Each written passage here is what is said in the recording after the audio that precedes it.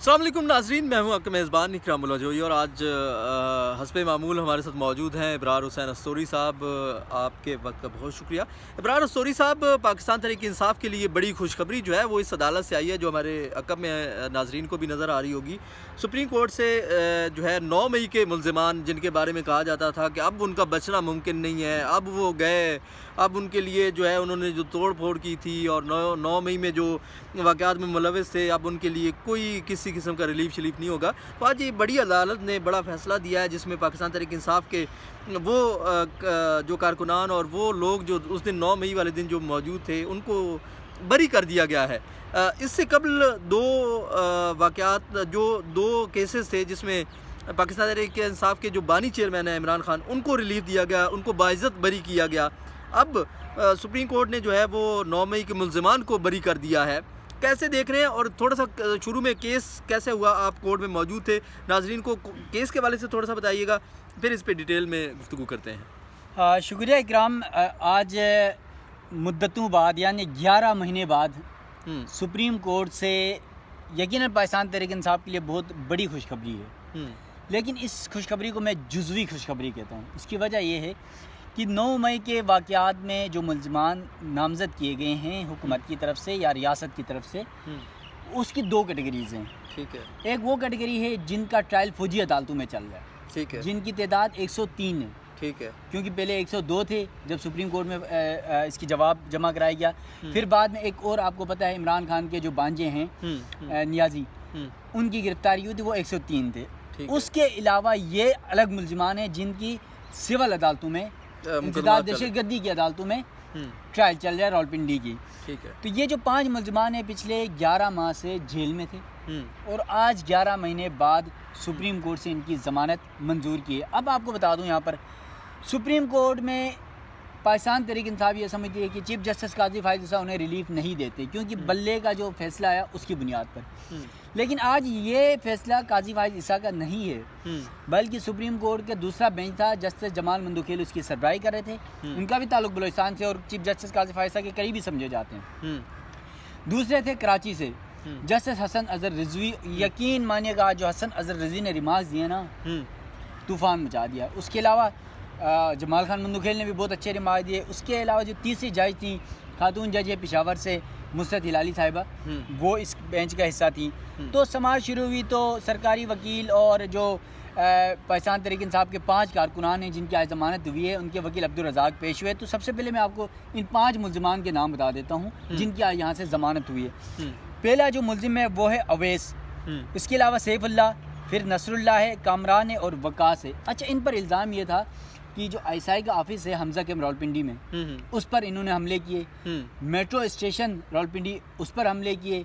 दस्ती बमों से इन्होंने जलाओ गिराव किया, टायर जलाए गए। तो इस दौरान जब ये बात बताई गई तो जस्टिस जमाल मंदुखेल ने कहा कि टायर जलाकर एहतजाज कर दिया तो क्या बस रियासत खतरे में पड़ गई? और उस पे दहशतगर्दी के मुकदमात एटीए के तहत दहशतगर्दी के मुकदमात दर्ज कर लिए।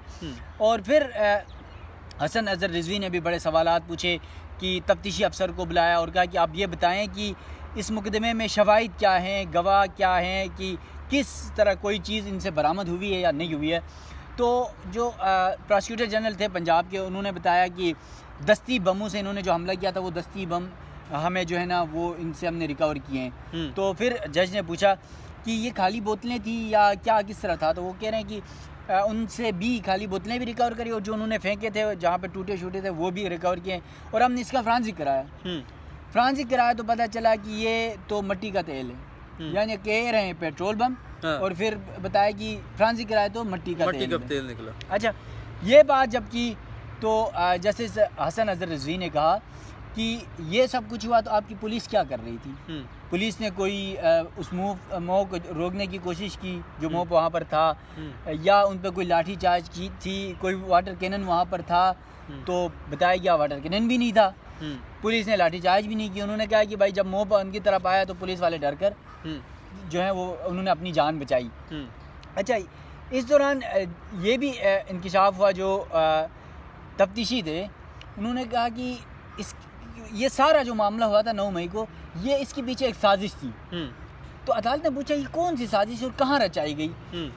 اور اس کا گواہ کیا ہے, ثبوت کیا ہے آپ کے ثبوت پاس؟ کیا عدالت نے ثبوت. تو وہ جو پراسیکیوٹر تھے انہوں نے جب تفتیشی کو بھی بلایا, تفتیشی بھی سامنے تھے, تو کہا کہ ایک ہیڈ کانسٹیبل ہیں لاہور کے, واقعہ کہاں کا ہے, پنڈی کا ہے, ٹھیک ہے, حمزہ کیمپ اور میٹرو بس کا, ٹھیک ہے, اور وہ کہہ رہے ہیں کہ اس کی سازش کہاں کی گئی, لاہور میں. اور کب, جب عمران خان وہاں پر ہوتے تھے, عمران خان کے جو گھر ہے وہاں پر زمان پارک میں, ٹھیک ہے, وہاں پر اس کی اسپیشل ڈیوٹی تھی اس ہیڈ کانسٹیبل کی. تو اسے وہاں پتہ چلا کہ یہ سازش وہاں بنائی گئی, اور اس سازش کے تحت یہ کہا گیا کہ آپ نے اگر عمران خان کی گرفتاری ہوتی ہے تو اس تنصیبات پر حملے کرنے, فوجی تنصیبات پر حملے کرنے, آپ نے میٹرو اسٹیشن یہ جلانے, وہ ساری چیزیں.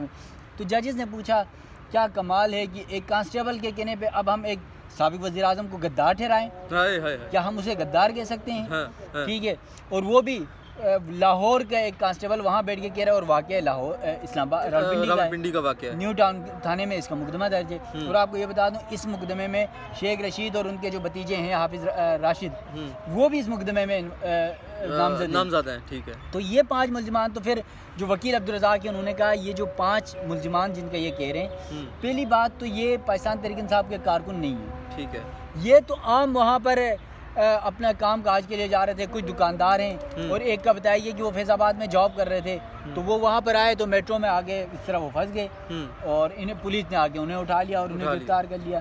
تو پھر جج نے پوچھا کہ کتنے لوگ نامزد تھے اس میں, تو بتایا گیا کہ 150 کے قریب لوگ نامزد تھے, اس میں سے کوئی 44 یا 45 لوگ گرفتار ہوئے ہیں, اور ان میں سے یہ 5 بھی ہیں.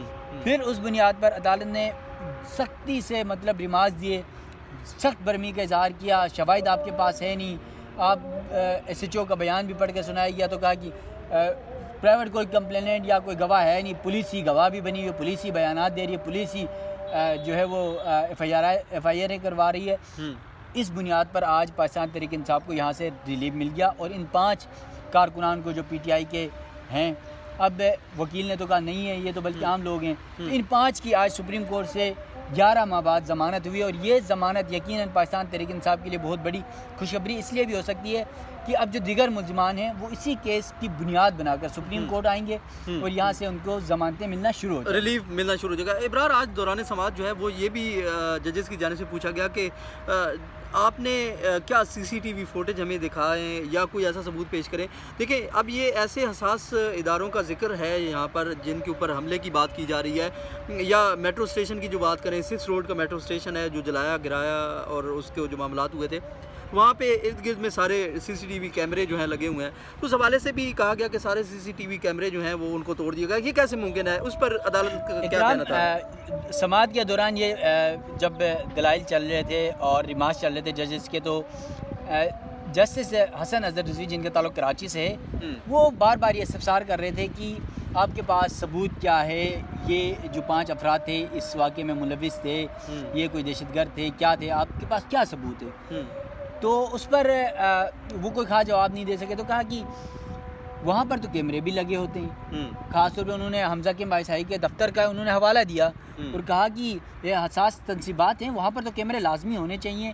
اور اس پر پراسیکیوٹر جنرل کی جانب سے یہ بتایا گیا کہ وہاں پر جو کیمرے تھے وہ پہلے ہی توڑ دیے گئے تھے کارکنان کی جانب سے PTI کے, تو اس لیے وہ وہاں پر ویڈیو نہیں ہے. اچھا, پھر جسٹس حسن اظہر رضوی نے کہا کہ یہ کیسے ہو سکتا ہے کہ کارکنان نے توڑ دیے اور ریکارڈنگ تو پہلے ہی ہو جاتی ہے, لیکن جہاں تک ٹوٹے اس سے پہلے کی ریکارڈنگ تو ان کے پاس موجود ہوگی. تو اس پر پراسیکیوٹر کوئی جواب نہیں دے سکے. تو پھر جج نے دوبارہ کہا حسن اظہر رضوی صاحب نے کہ چلیں اگر مان بھی لیں آپ کے پاس وہ فوٹیج نہیں ہے, تو آج کل تو موبائلوں سے لوگ ویڈیوز بناتے ہیں, اس کی آپ نے کوئی انکوائری کی, جو ملزمان ہیں ان سے آپ نے کوئی پوچھ گچھ کی, اس میں آپ ملوث تھے, آپ کہیں جا رہے تھے, کسی رشتہ دار سے ملنے جا رہے تھے, کسی کے گھر جا رہے تھے, کسی کام سے جا رہے تھے, آفس جا رہے تھے, اس کا بھی جواب نہیں تھا پولیس کے پاس, پراسیکیوٹر کے پاس اور تفتیشی کے پاس.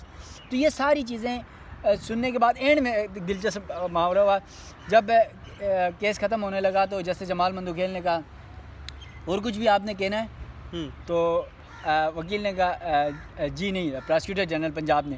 تو جسٹس مسرت ہلالی نے کہا مزید کہہ کے کیا انہوں نے اپنے آپ کو اور مزید شرمندہ کروانا ہے؟ تو یہ اس طرح کا آج کیس ہوا. یقیناً یہ 5 جو افراد ہیں ان کی سپریم کورٹ سے ضمانت یہ پاکستان تحریک انصاف کے لیے یہ سمجھ لیں کہ ایک پہلا قطرہ ہے جس قطرے کی بنیاد بنا کر ان کے جو دیگر افراد اس وقت گرفتار ہیں انہیں سپریم کورٹ سے بہت اچھا ریلیف مل سکتا ہے۔ بہت شکریہ ابرار صاحب آپ کے وقت کا۔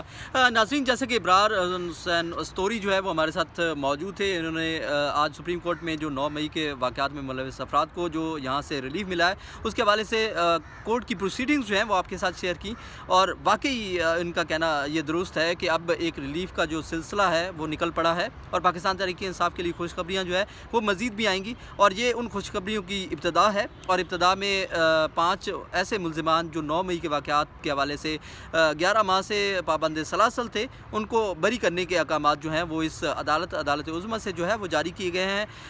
میرا یہ خصوصی ولاگ جو ہے وہ آپ کو کیسا لگا، مجھے کمنٹس کے ذریعے ضرور آگاہ کیجیے گا۔ اللہ نے کے بعد